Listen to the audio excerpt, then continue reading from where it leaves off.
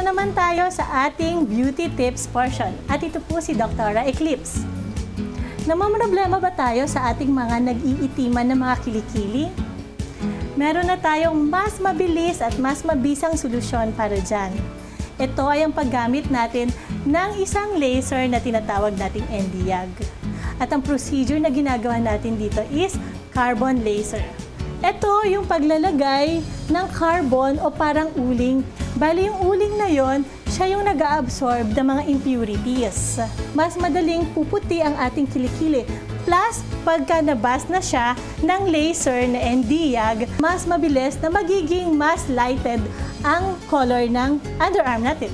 Normally, tumatagal lang to ng mga 10 to 20 minutes and anytime pwede natin itong ipagawa.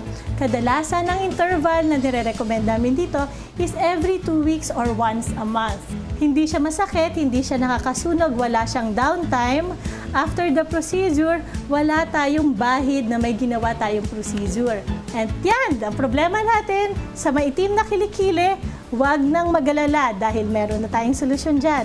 Bisita lang kayo sa any branches natin ng Dermaesthetic na makikita natin sa Malate, Ortigas, Parañaque, Makati, Global City, Bocobo, at Quezon City.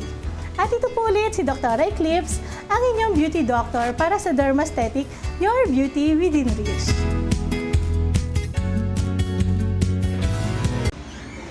Ako po si Cathy San Gabriel. Subscribe na sa PTV YouTube channel. I-click lang po ang subscribe button.